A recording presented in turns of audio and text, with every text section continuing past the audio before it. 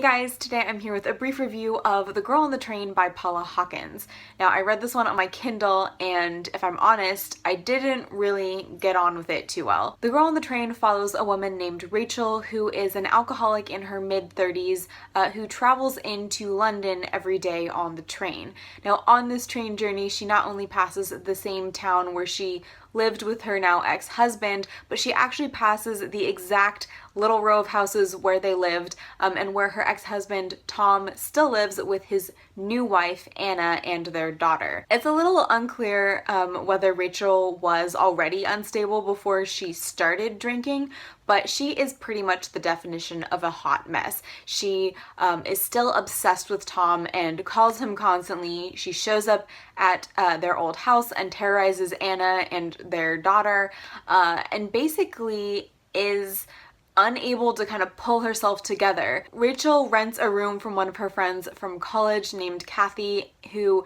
tries to keep tabs on her, but ultimately doesn't realize just how much of a hole Rachel is digging herself into. Aside from trying to creep on Anna and Tom while on her train journey, Rachel also becomes obsessed with a couple that lives on that same stretch of houses a few doors down, who she decides is the perfect couple, the couple she and Tom could have been. Every morning and evening, Rachel tries to catch a glimpse of this couple, whether they're out in the garden or on their deck, or if she's peering at them through the windows. She just finds herself becoming super invested in this relationship between two people that she really doesn't actually know. Then one day, Rachel sees a man who is definitely not the woman's husband leaving the house and starts to feel like personally attacked because she is so invested in this relationship. So when several days later the woman shows up in the news as missing, Rachel starts to wonder if she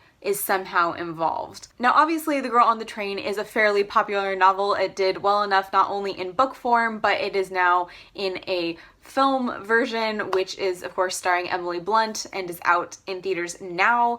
But quite frankly, I don't understand the hype. I think part of this is the fact that none of the characters are likable in any way, shape, or form, starting of course with our main character, Rachel. Now, obviously, Rachel wasn't always an alcoholic. She started drinking heavily when she and Tom were trying for a baby and weren't able to conceive, but I just didn't find anything about her compelling enough to make up for all of the mistakes she makes while drinking. I will say that I thought she was a very realistic portrayal of an alcoholic because she wasn't someone who just was gonna drink no matter what. She obviously had this deep sense of shame about it. She felt like she wanted to not drink, but that she needed it, and that part of her was very good. But ultimately, I just didn't find her compelling in the slightest. I didn't really feel sorry for her, and although I get that using an alcoholic as an unreliable narrator kind of lends tension to the novel, it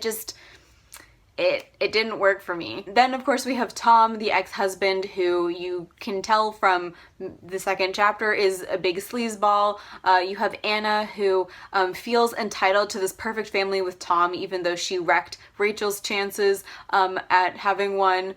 And then, of course, you have Megan, the woman who ends up disappearing, and she, as it turns out, is not really a relatable character either. The other thing I didn't really like about this book was that it relied really heavily on a kind of madwoman trope, specifically relating to women who have some sort of mental or emotional failing or break after either having a child, after losing a child, after becoming pregnant, or after learning that they cannot become pregnant. I've read storylines like this before, and I think it can be done and has been done far better than what Miss Hawkins did in The Girl on the Train. If this kind of maternal distress was really what Paula Hawkins wanted to focus on, I think she should have just made that Rachel's thing, but the fact of the matter that it kind of affected all of the female characters in some way or other, it just really didn't work for me. And finally, I felt like the twist or the big reveal towards the end of the novel just was really rather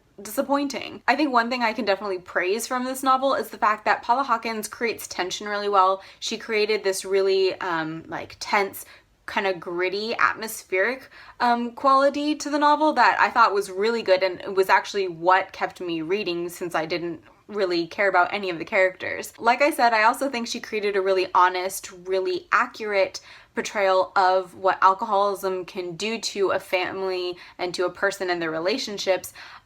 But then at the end, the twist was so much a caricature of a bad guy that I was totally wrenched out of whatever realism she had created, and it just fell flat. So in the end, I ended up giving The Girl on the Train just 2 stars because, like I said, she did write compelling enough tension that I continued reading the book, but generally speaking, I don't understand the hype. This is my appeal to you guys. If you have read The Girl on the Train, please leave me a comment down below and let me know what you think of it.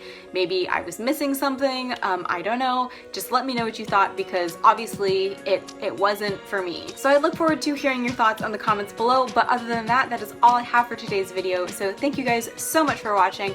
I hope you're having a fantastic day, and I will see you next time. Bye!